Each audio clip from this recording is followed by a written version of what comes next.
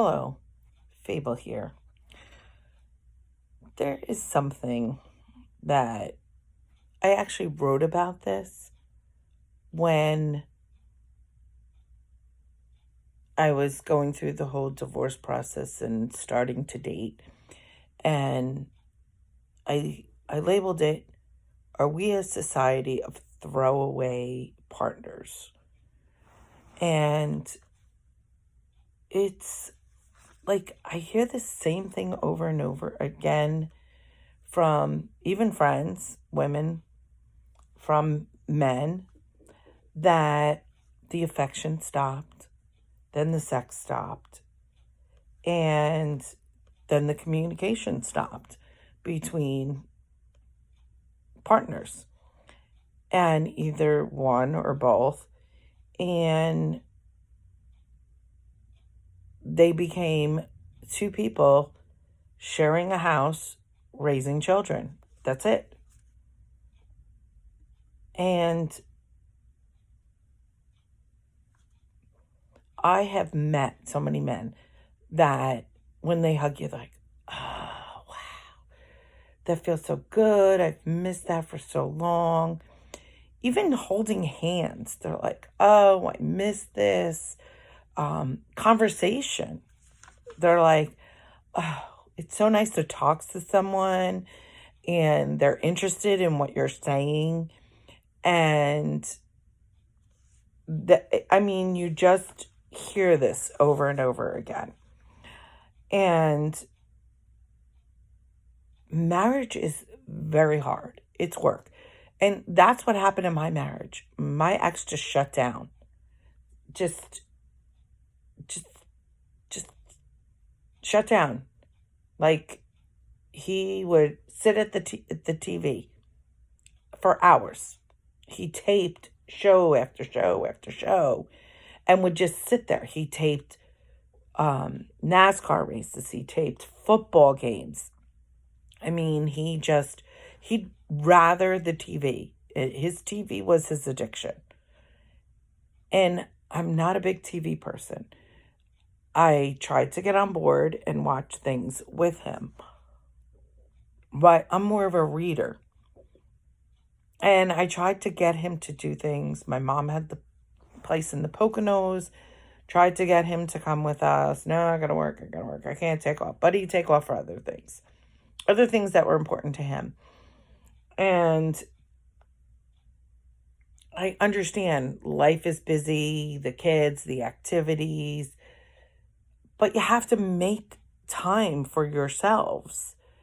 And if you can't afford a babysitter, um, if you have a parent, a grandparent, um, your parent, the kid's grandparent, aunts, uncles of the kids, so your siblings, even if you don't have that, but you have friends, say, hey, you know what? Can we make barter here and we'll watch your kids like every other week and you guys can go out and have uh, you know a date night, and every other week watch our children and we can have a date night. So this way, you have someone to you need to make that time for yourselves. You need to put the effort in. I did try. And yes, it takes two to tango. So if the one partner just totally checks out, like my ex did, and could care less about doing anything, canceling, But what shocks me is I did an experiment on Craigslist. They don't have personal ads anymore. Shocker. I did one ad as, what I really was looking for. Long-term relationship, somebody to meet, see if there's a connection, talk, see if there's a connection. And from there, hopefully lead to a long-term relationship. So then I posted an ad as you know, a wife who is being ignored by the husband, looking for someone for some extracurricular activity. And shockingly, within a couple hours, I had to take the ad down. But the shocking part was that some of the men who answered the ad that they were single were some of the same men that answered the other ad that, oh, I'm in a loveless, sexless marriage. I actually met one of the men, and I was just curious, to talk to him more. And he actually had an arrangement with, I don't understand this and how this even evolves into, hey, you want to hook up for sex. It was him and his wife. She was a neighbor who him and his wife became friendly with. And him and her hooked up for sex. But then she got a job and they moved. I honestly don't know where, but far enough away that it wasn't possible anymore. Could have been another state. I don't know. Or South Jersey. I honestly don't know. So I met him to talk to him just to see. And he said he loves his wife. I question that. He loves his wife so much. He's a teacher, so he's off summers and home earlier than his wife. He was like the person that, took care of the kids or whatever. I'm still thinking, like, how he had time with this woman, because she worked a job. But maybe summers, I don't know. But summers, the kids would be home. But the kids were a little bit older, and that's what I didn't understand. But he claims sorry, my hair is like getting in my face. So he claimed that he just needs that. He craves that. He needs sex. He needs, he just doesn't want to take care of himself, but he loves his wife. But she went through her changes and just totally lost interest. And that, how much could you love her that, and how much could she love you? I understand, and I'm not trying to judge here, but even if you've lost interest, your husband, still wants sex. You do it. You do it. I'm not saying all the time, every night, but you still do. If, it's an intimate thing. So I understand, and I understand from some women, and this hasn't happened to me, thank God. But it's painful. It's like they're dry. But there's things you can use. But so even if hormonally you lost interest, but don't you want to hug him? Don't you want, he said like all affection stops. So makes me question her. Like whether it's a her or him that was it. Because I know that some men and no affection and nothing. But here he is answering an ad on Craigslist for extracurricular activity with another married woman. And he's going to put the time in with someone else. He put the effort to find someone else. Why not put that effort into speaking with your wife and saying, look, this is something I really want. This is something I need. Can we work something out here? But there's also other ones that say the wives just shut down. They, really, no, even some husbands. And some women go outside the marriage, but the communication broke down. Like the affection stopped, the sex stopped, and the communication stopped. I've met guys and then they admit to me that they're married, or some are honest right up front. But why are we a society to risk throwing away our marriage? Why is it that you can put that extra effort into somebody else? Stay married, but have an affair. And husband or wife, husbands and husbands, wives and wives, I mean, I don't care. Why does a partner put that effort in and make the time, obviously, to meet this person? And I'm not talking like they want to go to dinner. They miss all that. They miss talking to someone that's going to listen to them. Why not put that effort into with your partner? And if you have tried to do that and they're not, then you need to walk away. You need to, they're not in. You can't change. I say this, you can't change unhappy. You can't. If they're that unhappy, they just, and that was my ex. I don't know why he became very unhappy, but he did.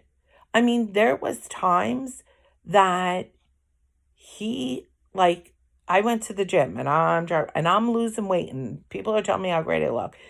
And on occasion, I would come home, I would eat dinner, and then after dinner, doing dishes, I didn't have a dishwasher then, doing the dishes, and then I had a snack. And sometimes it wasn't so healthy. I'm not a big ice cream person, but he was, and he'd sit there and eat a bowl of ice cream almost every night. And I'm like, that looks good. What I like more about the ice cream is the sprinkles on it. So I would have a scoop of ice cream, just one scoop, and a bunch of sprinkles, probably more than I should, cover it. And a little Hershey chocolate syrup, because I love Hershey's chocolate syrup. Love it in milk. Love it on ice cream when I do have ice cream. So to me, and then he says, oh, you went to the gym and then you're eating that. No wonder why you're not losing weight. Yeah, I am. The scale's saying it. My clothes are saying it. People are commenting and saying it and telling me. And he constantly when it was negative about when he wasn't seeing the salads I was eating, the grilled chicken, the healthy meals I was making for us. He didn't eat them. He ran out and got McDonald's. So he was unhappy. And I realized, because I really was, let me tell you, I had no self-esteem, practically. And I dressed sloppy because I felt disgusting. But once I started to go to the gym, I started, I'm going to bought a couple outfits, whatever, and looking better. That's when I realized, looking back, and I keep a diary and reading through my diary, that is when he started to really put me down. And he was unhappy. When I met him, he was a 33 waist. And then at this point, he's a 46 waist. So I'm sorry. How many inches did you put on your waist? And you didn't give birth. You didn't have a hysterectomy. And I tried. I tried lingerie. I tried putting porn on, even, not my thing. I tried, oh, can you scratch my back? I tried waking him up and I got, what the F are you doing? So let's face it, he said, "What the fuck are you doing?" Really angry. He goes, "I'm trying to fucking sleep." And I was like, oh my God. And it was his friend, because, it's when AOL was new, and I was chatting, instant messaging his friend who lived out west. And he's like, well, what are you doing, at 11:30 at night, your time, chatting with me? Where's, I don't want to say his name, but, where's so-and-so? And I said, oh, he's sleeping behind me. Oh, well, the kids are sleeping? And I said, yeah. Well, why don't you go wake him up? And I was like, I go, I don't think he wants me to. Oh, you should. Blah, blah. Give me some suggestions. And I was like, this is his friend. Okay. Yeah, no, did not go well. Did not go well at all. And I think in relationships, like, hey, listen, if you try and keep it, communicate, you try to put in the effort, you try to give affection. I know someone that said they tried and were pushed away when they tried hugging and then giving a kiss to their partner. And I'm using the word partner because, it could be woman and a woman, man and a man, a woman and a man, a man and a woman. I mean, so I don't want to, be specific. So please don't be offended. And it could be married or not married. I mean, some people live together forever. They don't want to be married. Some people feel they don't need a piece of paper. Listen, I will not say never, but I don't think I will ever get married again. I don't feel it that, like, we're not going to have kids. So why, why do I need that piece of paper? Why do I need that commitment? That a paper commitment is what I mean. I mean, you can have a commitment without a paper commitment. And so try, like, surprising the person with, a night out. Arrange for the babysitter, whoever it is, friends, family, or a regular babysitter. I just made this suggestion of bartering because, it's cheaper. And if money's an issue, okay, you're going to go out to dinner and then pay a baby. It could be expensive. So if you barter with someone, you don't have to go to a fancy place. Just go out. Or plan, hey, picnic. I'm not saying it's everybody's thing. It might not be your spouse's partner's thing. Make sandwiches or go pick up sandwiches and maybe a bottle of wine. Maybe you don't drink. Maybe, just sodas or seltzers or iced tea or whatever the favorite drink is. Have that. Maybe a little dessert. And got those battery operated candles, because if it's windy out, they're not going to work if they're ones you have to light. Ooh, sorry about that. So really just try to surprise them and try things. Put that effort in. Instead of putting all the effort into creating a profile and, or going on some hookup site or whatever, put the time and effort into your current relationship. But again, it takes two. And if the other person that you're in the relationship with is like, nope, ain't happening, or no, I'm sorry you got a babysitter, but no, I'm not going. I don't feel like going anywhere. Or if you're, oh, excuse me, I'm so sorry, it's after 10. I guess this is getting me. But arrange maybe for the kids to go to grandma and grandpa's for the grandma and or grandpa's overnight, and aunt and uncle's overnight if they're close. Maybe for the weekend, because you can't afford a hotel dinner. Go to the store, buy dinner. There's always ways, like, and if she or he doesn't want to leave the house, they want to relax. You know what? I'm going to give you a massage. Give your partner a massage. I mean, maybe his and her massage. So tired. Sorry.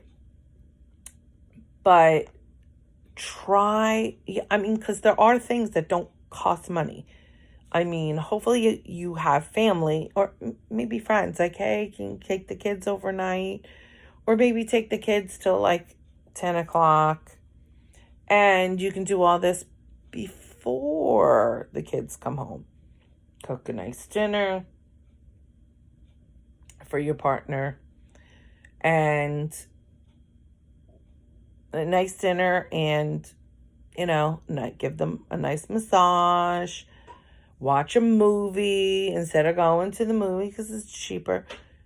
But be creative and be spontaneous every once in a while. And there was something I read, and I did this with my friends. Send a positive. It's for, a relationship to try to, if you're going through a rough spot or the kids or you feel are getting in the way, send a positive thing. Like, I just want you to know I appreciate you and everything you do for the kids. Or I just want to say, lately you've really been going that extra mile and I really love you and appreciate everything you do. Just positive things. Or if they've been trying to lose weight, say, I know you've been working really hard, eating healthier, working really hard, and I think you're really just looking great. It's really, you really,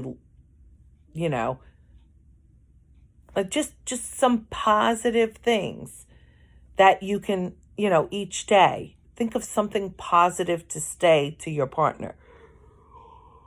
I am so sorry. Just each day. And then in this article I read that then it comes back to you. Sorry, my eyes are tearing because of yawning. And then you'll see it'll start to come back, and then it's in person where they start to, it's not going to work for everybody, but there's just different things. But like, again, if your partner's not willing, and or whoever you're in the relationship with is not willing to put the effort in, then maybe confront them and say, what are you unhappy about? And if they're like, really? You really don't know? No, I don't. This is why. Again, get someone for the kids so you're not talking in front of the kids, and say, oh, can we take a walk? And then ask them, say, really, what is it? And maybe you're doing something because I did that to my ex. I'm like, is there something I'm doing? Tell me. I'd rather you be honest with me. And he's like, well, you have put on weight since the kids, and, you don't want to sit there and watch TV with me. You'd rather be out and to be doing things. I said, I want our kids to be active. Why can't you go and let's go on a bike ride with the kids, or go down, and go rollerblading. Sorry. Go rollerblading with the kids, then come home and get the kids their baths and everything, and then watch a show. Well, I taped this show, he taped so many shows, and I'm like, okay, why can't you cut back on your shows? I don't want to do those things. I'm exhausted after my day at work. Okay, I'm exhausted too. And at the point that he worked nights and got home at 10:30, I was exhausted. But I sat there with him after took the kids to their, worked all day, did dinner, took the kids to their activities, or did a crock pot and we ate quickly, or ate on the run, which I did not like to do. I tried not to do. Took them to their activities, brought them home, got them ready for bed, read them their stories, and we did our prayers and our routine, and they went to bed, and I got them in bed.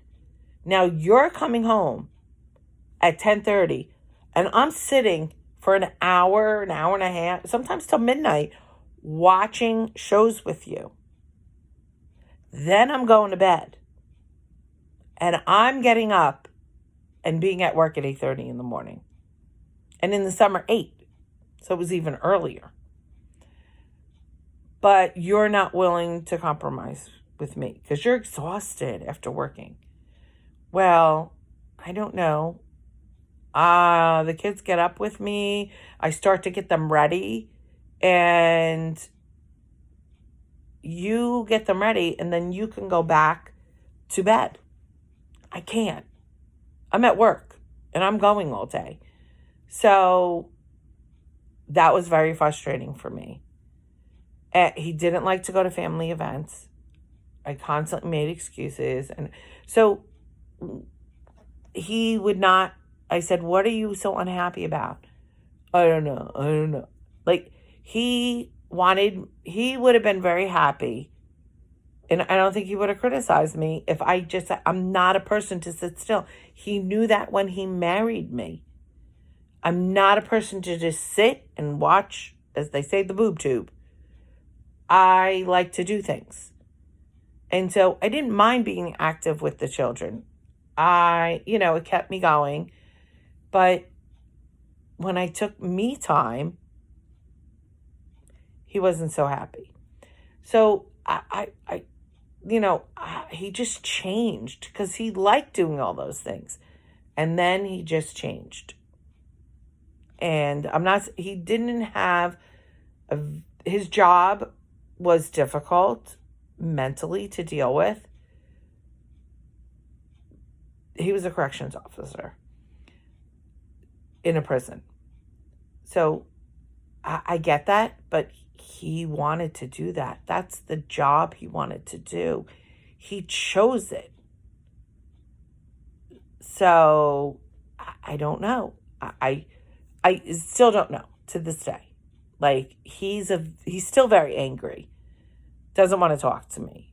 Doesn't want to deal with me. And I just don't know. Everybody says he's just, even his friends, he's just an unhappy person. His family and my family, called him Grumpy. You're one of the 7 dwarfs, Grumpy. So, I don't know. Like, I have a family member that their partner, spouse, married their spouse, just decided, they have a small child, and their spouse decided, I don't want to work it out. They've been married probably about 4 or 5 years, but they have a small child, very small, under 2. So how do you just walk away from that? My family member wanted to work it out, and their spouse did not want to work it out at all.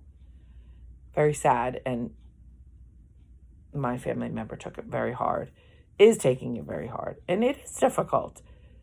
The life you envisioned, that is the hardest part about divorce.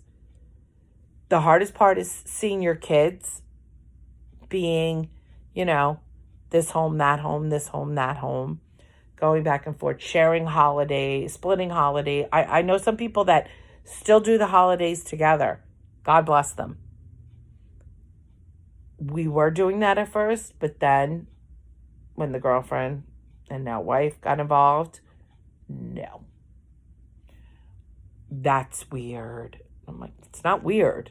It's, we're doing it for our children. Now that our children are older, we probably wouldn't be doing it, but our children were younger, and our children liked that we were getting along. But his new wife has too much to say, in my opinion, and in a lot of other people's opinion, even in his family's opinion.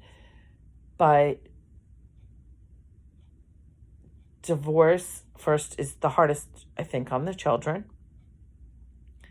Because, like I said, they're split, and they don't want to offend one parent or the other.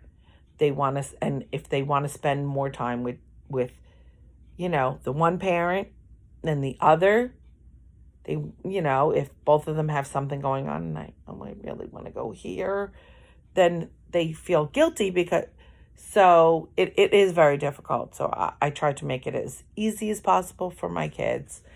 Unfortunately, he checked out when he got remarried about 7 years ago. So it's very difficult for my kids to adjust. And he's just basically checked out of their lives. And that's partly his doing. And it breaks my heart, really does, that they don't have a relationship with their father because of him and his actions. And I try to do it, but again, he gets angry at me and tells me not to tell him how to be a parent. And I'm not trying to tell him how to be a parent. He tells me, I'm saying, I'm not telling you how to parent your children or how to be a parent. I'm telling you to be a parent. So, I don't know. And then it's difficult on the person that wanted it to work out. And it's not, because how you envisioned how you thought your life was going to play out isn't. I would be retiring at the end of this year. And he would have been already retired, but had another job. And then we both were going to take some time and travel and get part-time jobs, or I was going to go through a temp agency, and he was going to go through a job where, can work when he wanted to. I'm not retiring. I don't know if I can ever retire now. So that my whole world is not how I envisioned it. I didn't envision, even when we got divorced, it's not how I envisioned it, because we were under the same roof, and we were going to do that till our daughter graduated. And then, him sell the house, him get his own place, me get my own place. That didn't happen. He abruptly moved out. I had to go into this tiny place because it's what I can afford for my daughter to finish high school in the town we were living in. And then I've been in this place for 6.5 years, which I love it. But now my daughter's on her own with her boyfriend. My son's going to be moving in with his girlfriend. And again, my life is, of course I knew my kids were going to have to move on, but I didn't think this soon. Not so much, well, my son said he was never leaving me when he was younger, and I kind of thought maybe that was going to be the case, but not. And I'm thrilled for them. I really am. But it's hard for everyone. It's hard for family members that were friends with one or the other in the relationship. I mean, over 20 years. I'm lucky his family still, and my nieces and nephews, I mean, I watched them grow up. I'm godmother to one of my nieces, and I watched her being born. The other ones were extremely little when I met him. So it's very difficult.